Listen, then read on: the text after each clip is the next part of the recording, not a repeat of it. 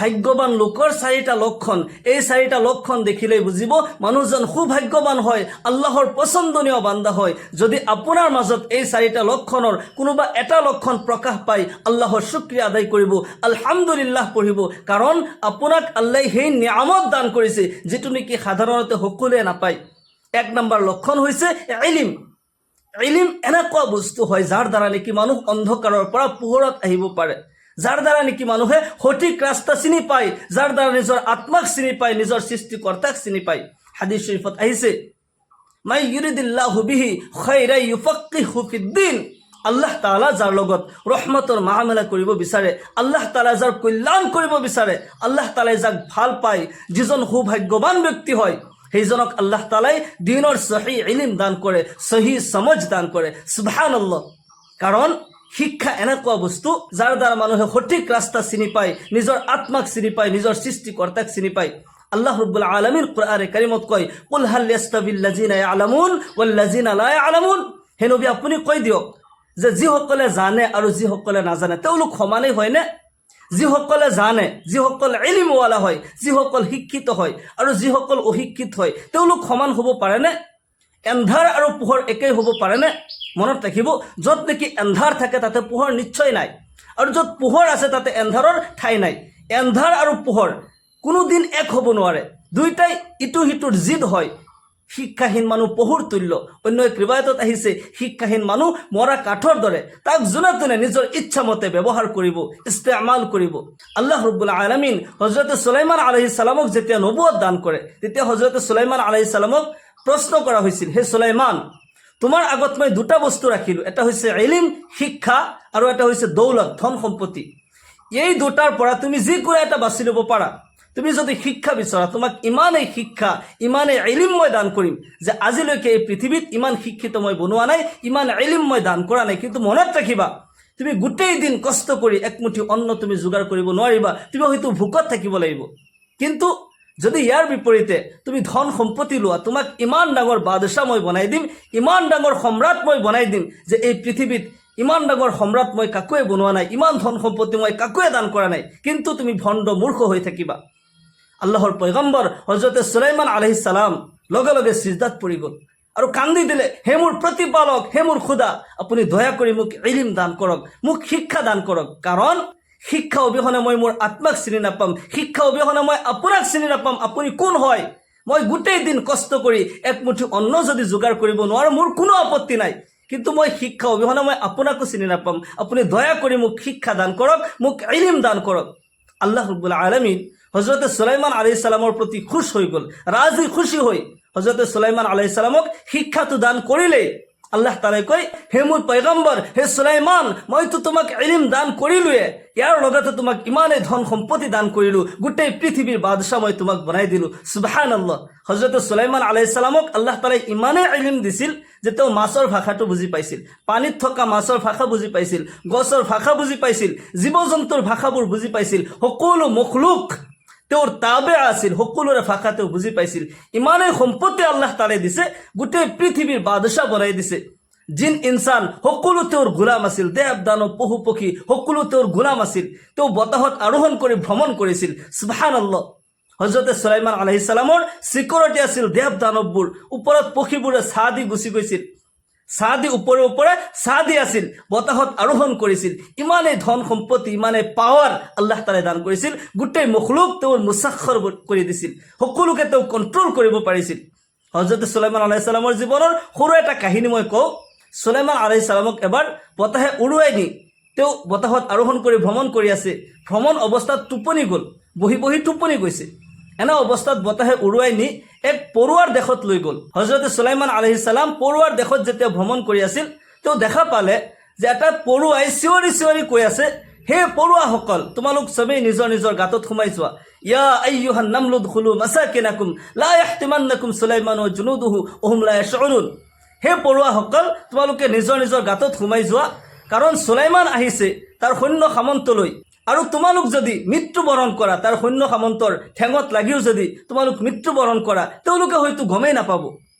হযৰত সুলাইমান আলাইহিস সালাম এই পৰুৱাৰ ভাষাটো বুজি পাই পৰুৱাক হাতত তুলি ধৰিলে হাতৰ তলাত লৈ সুধি আছে, হাঁহি হাঁহি কৈ আছে, পৰুৱা দেখোন এক দেশৰ ৰজা হয়। হে পৰুৱা, তুমি দেখিছানে কেতিয়াবা চুলাইমানে কাৰোবাক কষ্ট দিছে? তুমি কেতিয়াবা শুনিছানে চুলাইমানে কাৰোবাক মাৰিছে? তেতিয়াহ'লে তুমি এই কথা কিয় কৈছা? পৰুৱাই কৈ আছে, হে আল্লাহৰ পয়গম্বৰ, মই আপোনাক ভালকৈ চিনি পাওঁ, মই আপোনাৰ তাবে হয়। আপোনাৰ দৰে এজন পয়গম্বৰে, ইমান জলিলুল কদৰ পয়গম্বৰে এনেকুৱা কথা শুভা নাপায়। কাৰণ আপোনাৰ এটা সৈন্যৰ ঠেঙত লাগি যদি এটা পিপৰাৰ মৃত্যু হৈ যায়, আপুনি হয়তো এই কথা গমেই নাপাব। আপুনি হয়তো ইয়াৰ কাৰণে কোনো শাস্তিৰ সন্মুখীন নহয়, কোনো জবাব হয়তো দিব নালাগে, কাৰণ আপুনি গমেই নাপায়। কিন্তু এটা পিপৰাৰ জান হয়। ডাঙৰ ডাঙৰ মানুহে যেতিয়া সৰু সৰু ভুল কৰে, ইয়াৰ কাৰণে হয়তো তেওঁলোকে কোনো জবাবদিহি হ'ব নালাগে, কোনো শাস্তিৰ সন্মুখীন হ'বও নালাগে, কিন্তু সৰু জাতিৰ এটা জান হয়। হে আল্লাহৰ পয়গম্বৰ, যদি এটা পিপৰা মৰি যায়, ধ্বংস হৈ যায়, মই ইয়াৰ কাৰণে জবাব দিব লাগিব। এটা পিপৰা মোৰ ৰাজত্বত কেনেকৈ মৃত্যু হৈ গ'ল, মই ইয়াৰ কাৰণে জবাব দিব লাগিব। কিমান ডাঙৰ এটা শিক্ষা হয়। ডাঙৰ ডাঙৰ মানুহে যেতিয়া সৰু সৰু ভুল কৰে, ইয়াৰ কাৰণে তেওঁলোকে হয়তো অনুভৱ নকৰে, হয়তো বহুত ডাঙৰ শাস্তিও তেওঁলোকৰ নহয়, কিন্তু সৰু জাতিৰ এটা জান হয়। সেইকাৰণে আমি সৰু সৰু পিপৰাবোৰকো মাৰিব নালাগে, কোনো সৰু সৰু কীট পতংগবোৰকো আমি মাৰিব নালাগে। অনৰ্থকভাৱে যদি আমি মাৰোঁ, কষ্ট দিওঁ, ইয়াৰ কাৰণে তেওঁলোকে অভিশাপ দিয়ে, জীৱনত তাৰ কাৰণে বিপদ আহে। আমি এইবোৰৰ পৰা বাচি থাকিব লাগে। এক নম্বৰ কথা হৈছে যে ইলম ইমান ডাঙৰ বস্তু হয়, যাৰ দ্বাৰা নেকি মানুহে নিজৰ আত্মাক চিনি পায়, নিজৰ সৃষ্টিকৰ্তাক চিনি পায়। এই মখলুক আল খালকু ইয়ালুল্লাহ ফাহাব্বুল খালকি ইলাল্লাহ মান আহসানা ইলা ইয়ালিহি। এই পৃথিৱীত যিমান মখলুক আছে, যিমান জীৱ জন্তু আছে, সকলোবোৰ আল্লাহ তালাৰ ৰিশ্তেদাৰ হয়। আল্লাহ তালাই সকলোকে মহাব্বত কৰি সৃষ্টি কৰিছে। আৰু যিজন বান্দাই আল্লাহ তালাৰ মখলুকৰ লগত ভাল ব্যৱহাৰ কৰে, সৎ ব্যৱহাৰ কৰে, আল্লাহ তালাই সেইজন বান্দাক বেছি ভাল পায় আৰু পচন্দ কৰে। সেইকাৰণে যাক নেকি আল্লাহ তালাই ইলম দান কৰিছে, সহি ইলম দান কৰিছে, সেইজন খুব ভাগ্যৱান হয়। আল্লাহ তালাই যদি আপোনাক দিনৰ ইলম দান কৰিছে, যি ইলমৰ দ্বাৰা আল্লাহক চিনি পায়, ৰাছুলক চিনি পায়, নিজৰ আত্মাক চিনি পায়, এই সৃষ্টি জগতৰ মখলুকৰ লগত কি ব্যৱহাৰ কৰিব লাগে, কেনেকৈ চলিব লাগে, এই ইলম যদি আল্লাহ তালাই আপোনাক দান কৰিছে, আপুনি আল্লাহৰ শুকৰিয়া আদায় কৰিব, আলহামদুলিল্লাহ পঢ়িব, আপুনি সৌভাগ্যৱান হয়। 2 নম্বৰ সৌভাগ্যৱান লোকৰ লক্ষণ হৈছে আল্লাহ তালাই যাক ভাল পায়, যিজন সৌভাগ্যৱান হয়, সেইজনৰ অন্তৰ আল্লাহ তালাই কুশাদা কৰি দিয়ে, সেইজন সখী হয়, সেইজন দানশীল হয়। আল্লাহ ৰাব্বুল আলামিনৰ ৰাস্তাত দান কৰোঁতে, গৰীব দুখীয়াসকলক দান কৰোঁতে তেওঁ কৃপণতা তেওঁৰ ইখতিয়াৰ নকৰে, তেওঁ আল্লাহৰ ৰাস্তাত দান কৰিবলৈ ভাল পায়। হয়তো আল্লাহ তালাই বহুত সম্পত্তি দিয়া নাই, কিন্তু তেওঁ কৃপণ নহয়, আল্লাহৰ ৰাস্তাত দান খৈৰাত কৰে। হাদিস শৰীফত আহিছে, আস-সাখিয়্যু কাৰীবুম মিনাল্লাহ কাৰীবুম মিনান নাস কাৰীবুম মিনাল জান্নাহ বাঈদুম মিনান নার আল বাখিলু বাঈদুম মিনাল্লাহ বাঈদুম মিনান নাস বাঈদুম মিনাল জান্নাহ কাৰীবুম মিনান নাৰ। যিজন নেকি সখী হয়, যিজন আল্লাহৰ ৰাস্তাত দান খৈৰাত কৰে, সেইজন আল্লাহৰ নিকটৱৰ্তী হয়, মানুহৰ নিকটৱৰ্তী হয়। আল্লাহেও ভাল পায় আৰু মানুহেও ভাল পায়।